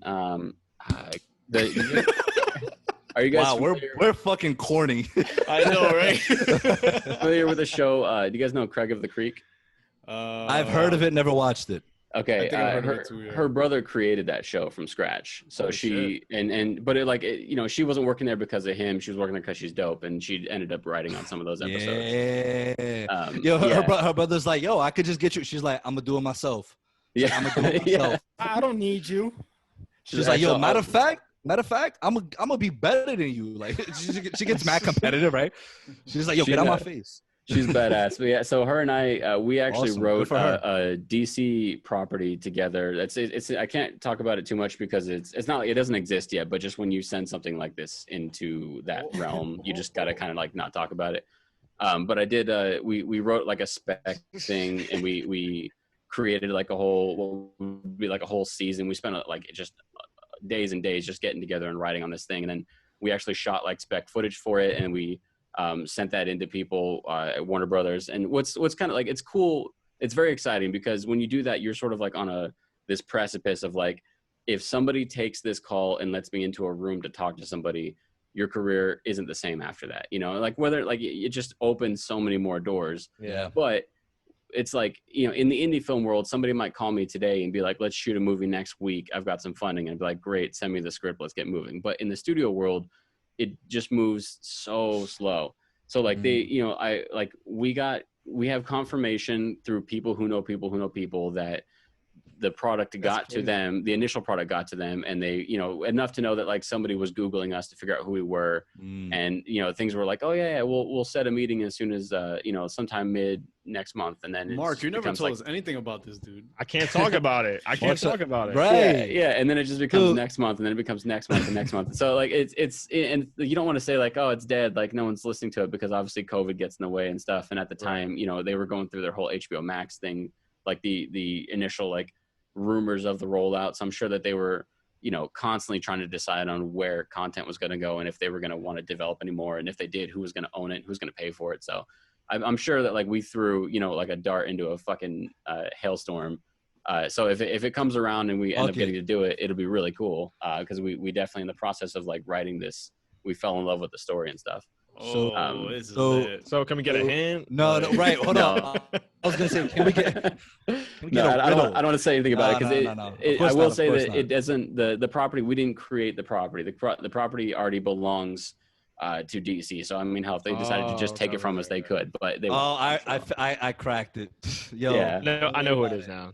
It's the Batfleck HBO Max series. That's what it is. That's exactly what it is. He mentioned it. He said it. You just had to decipher it. HBO Max. Speaking in code, man. There was a lot of letters that he just said. You could just pick out the letters. If they would just let me direct a Batman film, everything would be okay. He said Matt Reeves. Who?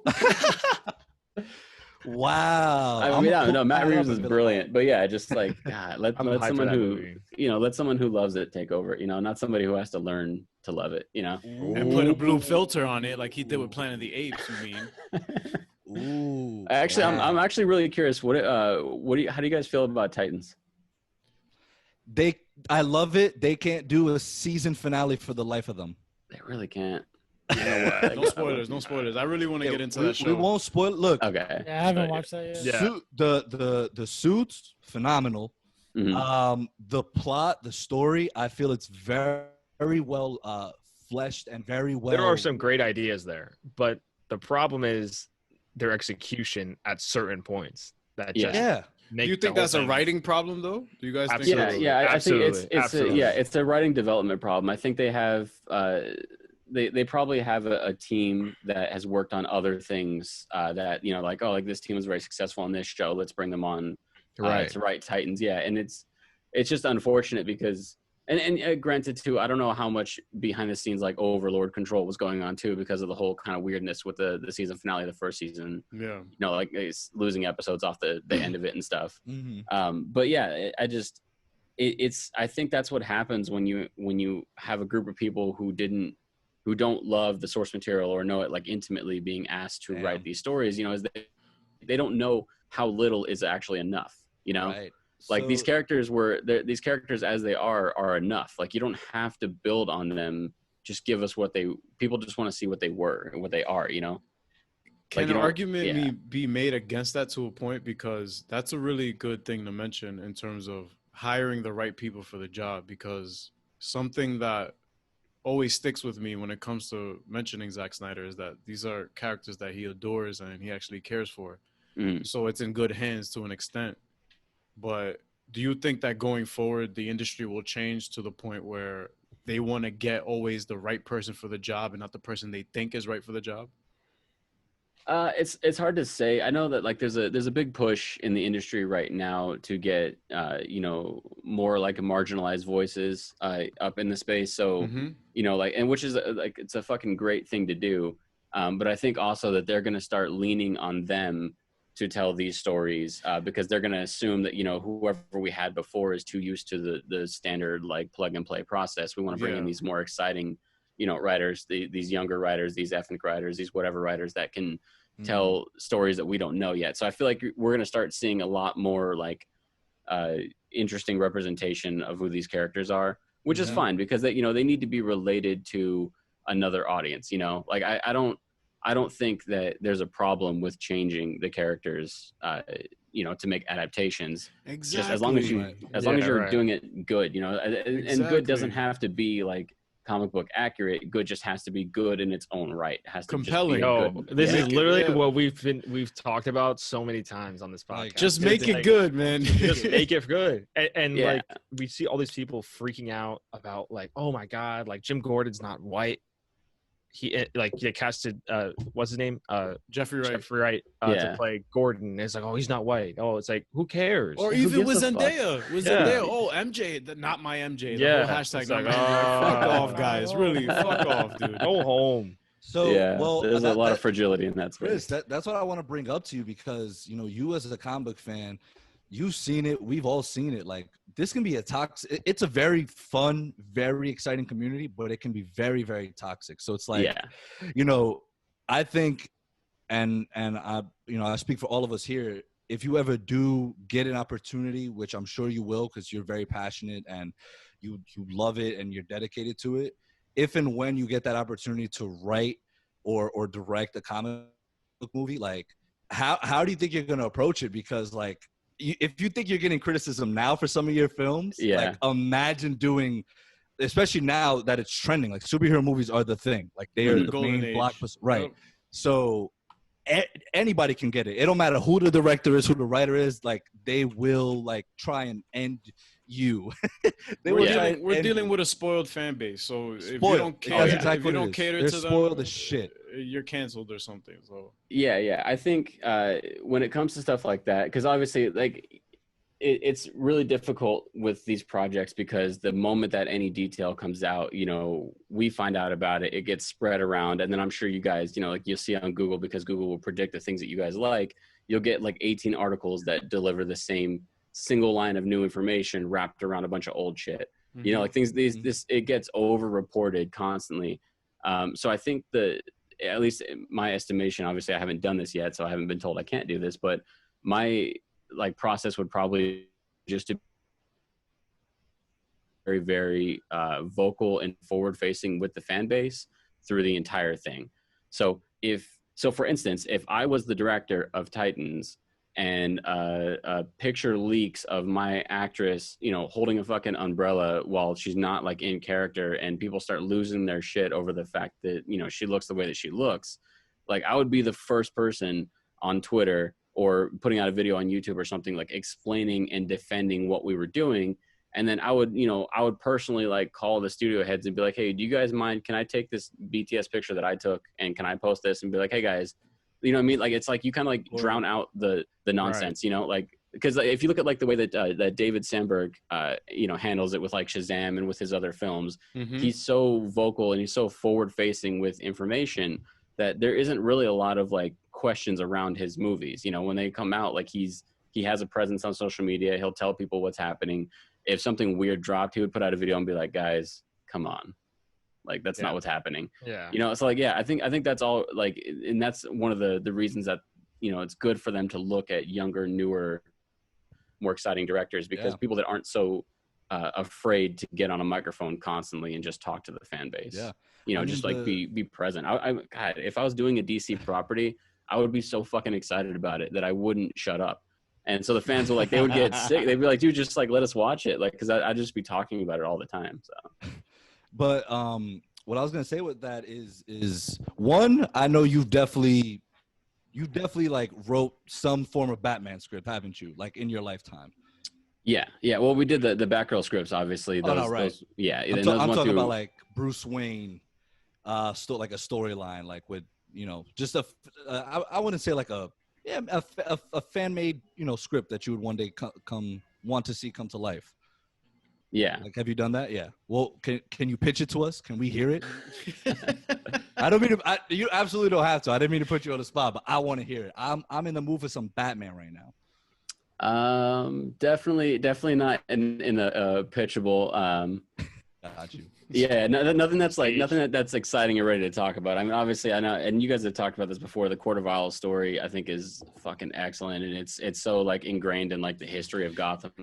I think if you're going to do one, like even the way that comic starts, like, you know, the very first frame of those comics, it says, you know, like the little panel, like, what is Gotham, and the whole story wraps around to what Gotham is. Like, I think that, like, if you were going to do a story, like, that's an excellent one to go with, because you're going to get into the entire history and psyche of Batman. Yeah, I mean, I'm greenlighting it. That's it. You don't need to keep talking, bro. It's greenlit. That's it. I mean, if we ever get opportunity, like we'll all collab on a dope Batman Court of Owls story. That's what we'll do. Be so down. Yeah, I mean, like the main thing is to like, you know, figure out what the heart of the character is, and then make that the focus, the point of the show. You know, like, because like you can be exciting and bombastic with like your plot, as long as it keeps coming back to the heart of the character. And I think that's, at least for me, and it feels like for you guys, like what Zach did right is that he respected the heart of these characters. You know, aside from all of the whatever golden age shit that people really wanted to see them do, right? Like, yeah, no, yeah, he wrote like a real story and put a real heart to it. So that's, and so like even with like the Batgirl web series that we were doing, you know, the focus was making sure that the point of Barbara Gordon, the point of Batgirl, is that she is, you know, the member of the Bat family who can smile at the end of the day and who could win a fight with a hug versus a punch, you know, and like, and not that she can't punch, not that she won't punch, but, you know, she doesn't go in there the same way that Batman does. She doesn't come down like with, you know, punishment raining from the heavens. And so like that's something that like, you know, that's so true. Yeah. So like, yeah, exactly. So like writing her, you know, you have to be aware of that element of her and make sure that the point of your story is to highlight who she is, you know, and then in that way people can resonate with her. Right. And to your point as well, you know, because you were talking about, you know, having new directors, new writers, like a younger, like kind of generation. Well, the Batman writer, Mattson Tomlin, I believe that's his name. Like, he's not, you know, I think this is his first big, like major, you know, screenplay that he's doing. He's also doing a movie on Netflix, the Jamie Fox one. I forgot what it was called. Oh, Ariel, what's the name of it? yeah. Put me on spot. Intern. But no, so like I think, you know, in a sense, that's only one name, but I feel Project Power. like Project Power. Thank you. Project It's Power, another yeah. superhero like movie based kind of thing. But to your point, like I feel the industry should change, and I think it will, in terms of just exactly like you said, you know, like why not get people that actually understand these characters, that have read them their whole lives, you know. And that's why, to me, the Old Guard I really enjoyed as well, because the guy who wrote the story, the comic, the graphic novel, he did the screenplay for it. Oh, that's cool. So, I didn't know that. Yeah, yes. And it's like, although I feel like it is a lot different, not a lot different, but there are a lot of differences in terms of writing a screenplay and writing a comic book. Mhm. But, you know, I think at the end of the day, he's the one that created these characters. He's the one that understands them the most out of anybody else. So, and although obviously, you know, you didn't create Batman, but in a sense, you've been a part of his history because you've read so many of those comics. You've watched all his movies. So you know, you can create something great out of it. And it's not to say that Matt Reeves can't. I'm sure the first look I got, I was like, Jesus, I can't wait for this movie already. And like, there was no blue filter, so I was very surprised. it was red. He just like dropped it on his Vimeo. He was like, all right, before everyone gets a look at this, like I'm just gonna drop this here. That's great. That's what Chris mentioned, like getting ahead of the noise in a sense. Right. Mhm. That's great. Yeah. Like, And Chris then was just drop it on his YouTube. He's like, fuck the studio. He's like, here you go. Hold that. My shit. They would be so mad at me. They're like, dude, what the fuck? We have a whole marketing department. What are you doing? Nah, don't worry about You all can't that. just put it on Twitter. You can't just do that. You should just be like, I'm Chris. But I feel like sometimes in a way, like surprises like that, like are better marketing than like marketing teams. Yeah. Like- Because then people get stoked and they start to, like, you get this big natural wave of everybody sharing it and stuff. Right. So then, because nobody expects it, so nobody's like everyone's gonna be like on 10 as soon as they see that shit. So like I think sometimes if you have like a big enough character and like a big enough kind of cast, I guess it can really like do pretty good. Yeah. I mean, Chris, man, like we can start wrapping things up, but I mean, thank you so much for coming on. We had a great time. We hope we gave you a nice time as well. Hope you enjoyed chilling with the villains. Absolutely, man. You guys are badass. Yeah, atrocities. Appreciate It's that. not too often we get a lantern on this. Hell yeah. But throw up some blood somewhere. my man, whenever you want to come on, you are more than welcome. Just hit us up, be like, hey, I want to talk about some shit. But for right now, plug in everything: your YouTube, your Twitter, your Instagram, your production company, your DC future story. films. The DC story that you pitched to Warner Brothers, your social security. There's so much. Chill. That's Chris, my guy. Chill.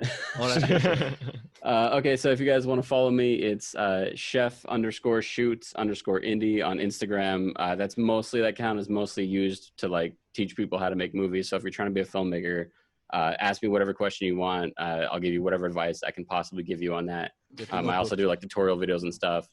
YouTube, you can follow me on YouTube. Just put my name into Google. Most of the stuff will come right up. And if you're watching any of my movies, watch them on Tubi because they're free for you and they make me more money. So all right, so I have to watch. Support the artist, guys. What is it? It's Split Lip, right? Yeah, Split Lip and Run for Your Life for the two films. You don't have to watch them if you don't want. Nah, bro. We're gonna put the link for Chris's films will be in the description of the pod, so y'all can go check that shit out. That's Tubi. great. Tubi. Thank you, guys. Get it on Tubi, not Amazon Prime, Ariel. All right, you heard the man. If I see Amazon Prime in the description, I'm gonna be pissed. I'm gonna DSP. take the whole pod down if that happens. You can watch on Amazon. Tubi's got ads. I know that's annoying for some people. Watch on Amazon. Nah. We got We're gonna give you the rightful money you deserve, Chris. You guys are a bunch of sweethearts. But man, thank you so much, man. It was a great time. We wish you the best of luck on the rest of your career that you still have ahead of you, first of all.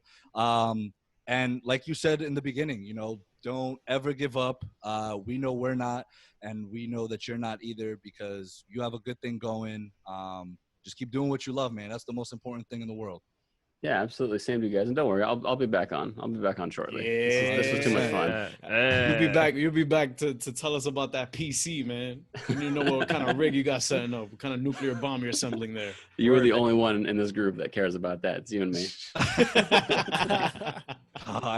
We got to get our knowledge up on all the behind the scenes stuff. Come on, guys, catch up. But Chris, thank you so much, man. Remember to follow Chris, but also follow us if you're not on all the social medias at Chillin With Villains. __.